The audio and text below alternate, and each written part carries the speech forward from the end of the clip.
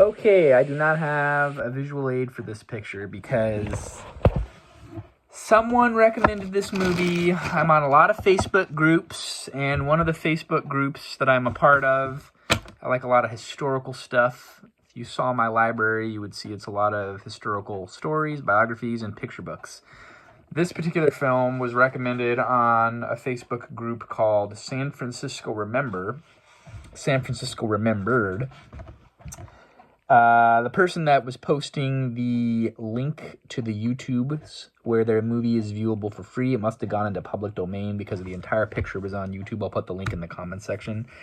1958, The Lineup, directed by Don Siegel, an hour and 27-minute runtime. The person that posted it mentioned this particular film in San Francisco Remembered. It's all these people that grew up in San Francisco, remember the city from their childhood, growing up 40s, 50s, and 60s when the rule of law was followed and it wasn't a crime-filled hellhole that it is now. If you go on Instagram, there's Bay Area State of Mind and Oakland State of Mind, and you can see all the anarchy and looting and robberies and car smash and grabs that goes on in the Bay Area. It's really sad. You see this movie, there's the Sutro Baths, the Embarcadero Freeway under construction, and just a completely different landscape of the city skyline. There wasn't huge towering skyscrapers downtown. And I was drawn into the movie for the historical aspects, because I've been to the ruins of the Sutro Baths, and when my wife and I were dating, we went to the Cliff House, which is sadly closed during the pandemic and never reopened. Anyway, this movie, directed by Don Siegel, and off the top of my head, I couldn't tell you what a Don Siegel picture was, and then I researched him briefly to kind of give a little bit of background. I have seen lots of his films, and I even own a couple of them. He directed Clint Eastwood in a ton of movies, most notably Dirty Harry, Two Mules for Sister Sarah, Coogan's Bluff, Escape from Alcatraz. He has a cameo in the directorial debut of Eastwood, which I believe is Play Misty for Me, which I have on video cassette. So he was a prolific director. He did a lot of movie montages. He did the opening montage for Casablanca, directed an episode of The Twilight Zone. He was a big deal in Hollywood.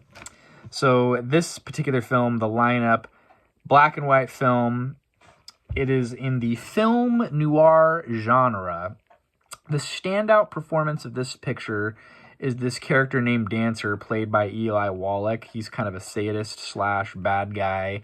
The premise of the movie is there's some organized crime ring importing heroin from the Far East, and they would plant it. You know, they ever go to the airport, they say don't let somebody watch your bag or ask you to watch a bag in a train station.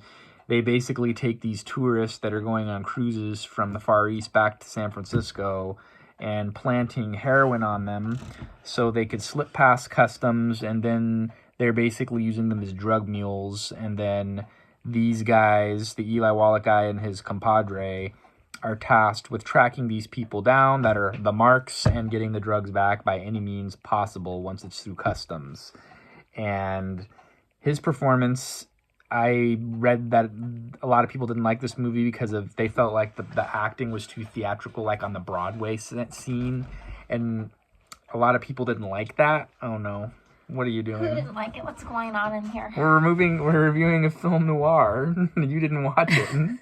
That black and white thing? Yeah, you won't watch the classics with me. Yesterday I watched David Copperfield all alone, and you wouldn't get into it.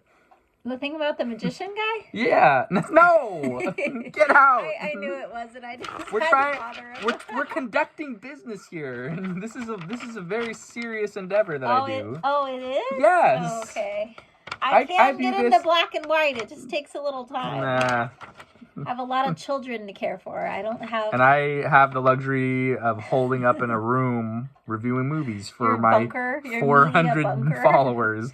Okay, so basically, the standouts of this movie are you get a glimpse into the past of San Francisco in the 1950s. This movie feel like this movie kind of gives high praise to the police at the very end of the movie. They thanked the San Francisco Police Department for helping them make this movie. The Lineup was based off of a 1950 CBS radio broadcast that was kind of what they called a police procedural program. A lot of people did not like that about the movie. by chance anyone peeing on the sidewalk or any homeless people with signs that say, if you get within 7 feet of my tent, I will literally kill you? So I said that, I kind of mentioned that in so many words at the very beginning of what I'm doing here. Okay. I liked this film because of it's kind of sad. You see the San Francisco in a law and order world in the 50s. No bums and junkies, although actually the premise of the movie is peddlers of heroin, so I guess maybe junkies, but not to the point where there's tent cities on all the sidewalks. But it was more contained. So I like film noir. I liked what Siegel did. He had these great tracking shots, kind of like Kubrick, very crisp, bright, black and white. A glimpse into the past of San Francisco. There was heroin, but it was under control. But and then I will say this, though. I'm not getting up on soapboxes. San Francisco has gone through many changes. And I mean, you think of the 60s and like a lot of people tied in the movie Bullet, which is another police movie famous in San Francisco. Free love. The San Francisco of 1968 or 67 when Bullet came out is a completely different San Francisco of 1958 when this picture came out. It's a progressive city, not necessarily for the better as far as crime and hippy-dippy stuff. But anyway, besides the point, liked the black and white, loved Eli Wallach. I like Don Siegel. After I read his repertoire of other films, I'm gonna have you watch Dirty Harry with me soon. I don't know. You might get into that.